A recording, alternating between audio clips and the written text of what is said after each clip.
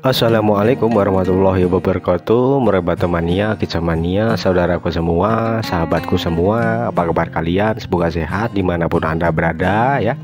Kita bertemu kembali. Pada kesempatan kali ini kita akan membahas hal yang ringan. Jadi seperti pertanyaan dari teman kita yang mempunyai akun adalah, sebentar saya cari dulu ya. Oh, ini teman kita yang mempunyai nama akunnya adalah Hendro Sapril. Nah, beliau bertanya seperti ini: kalau Morebatu lagi over emosi, masteran burung kecil apa bisa digandeng Om? Nah, ini sebenarnya video ini sudah saya bahas ya, sudah saya berikan, sudah saya upload di bawah. Jadi pemasteran yang benar itu seperti apa? Kemudian Morebatu yang sedang mengalami over emosi itu kondisinya itu bagaimana? Ini perawatan, kemudian pemberian masteran juga saya sudah jelaskan di sini ya. Agar lebih afdol itu ya, kita akan bahas lagi lah ya. Karena over emosi ini responnya terhadap burung kecil ataupun Morebatu yang lain itu berbeda-beda ketika diablak, ketika di kerodong. Nah, itu antara Morebatu yang satu dengan yang lain itu berbeda-beda gitu ya. Seperti hanya untuk menjawab pertanyaan dari omnya ini gitu ya. Jadi Morebatu si omnya ini sedang mengalami yang over emosi. Kemudian beliau bertanya, masteran burung kecil apakah boleh digandeng? Nah, jawabannya adalah bisa boleh, bisa tidak boleh. Loh Om, ipi itu oi. Pasti bingung ini ya. Jawabnya kok dua-duanya dijawab itu ya. Ya. Jadi kita sesuaikan lah ya. Karena seperti halnya juga Morebatu yang lowo itu jawabannya apa? Solusinya apa? Itu ya. Nah, orang yang memberikan pertanyaan, kemudian tiba-tiba ada yang menjawab, "Oh, lowo adalah over birahi." Ya. Berikan saja penjemuran yang maksimal, kemudian turunkan ekstra puding, kemudian naikkan saja penjemuran. Nah, ini yang aneh. Yang aneh itu tanpa diberikan rawatan, tetapi sudah bisa menjawab, "Oh, ini over birahi."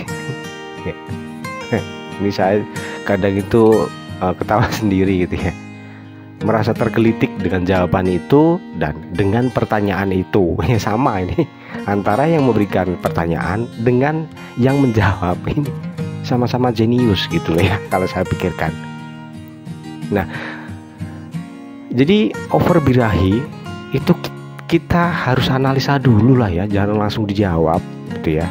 Menganalisanya dari mana? Ya tentunya dari rawatan lah ya.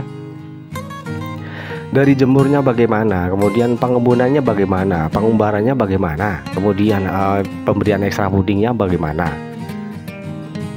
memberikan mandinya berapa kali. Nah, seperti itu kita harus tahu dulu gitu loh ya. Jangan langsung dijawab lah, kasihan nanti kalau ternyata adalah ngelowonya karena over emosi gitu ya, ataupun kekurangan tenaga gitu ya. Kemudian dijawab dengan jawaban yang mengarah ke penanganan over birahi. Nah, itu kan melenceng namanya ya. Itu ya teman-teman ya. Jadi sangat wajar. Saya berkali-kali. Yang pertama adalah pemahaman dulu, jangan langsung solusi gitu loh ya. Ya inilah fungsinya seperti itu ya. Oke ya. Kita masuk ke pembahasan lagi. Jadi Morebatu yang over emosi sepertinya hanya adalah tadi seperti Pulowo itu over emosinya itu juga penyebabnya beda-beda ya. Mungkin ada yang karena pemasteran atau kita banyak burung-burung kecil di rumah gitu ya. Nah, ini antara walaupun karena burung kecil di rumah itu banyak, tetapi ada yang emosinya naik ketika cuma lihat, ada yang emosinya naik walau di kerodong. Nah, ini beda-beda, dari situ saja sudah berbeda gitu ya. Kemudian ada yang over emosi karena naiknya penjemuran yang maksimal di situ, nggak ada pemandian. Ada juga yang karena pengembaran di situ ya. Jadi banyak sekali gitu loh ya. Kalau kita jabarkan itu nggak akan selesai dalam 5 jam membahas tentang satu ini gitu ya. Tetapi apa? Dalam membuat video kita dituntut untuk berisi ya, bermakna, dapat dipahami, masuk logika, dan juga pas gitu ya. Jangan asal langsung jawab gitu ya. Harus dijabarkan dengan benar-benar detail. Makanya ya wajar kalau saya itu memberikan jawaban ataupun video, si om ini bertele-tele kokean bacot aja.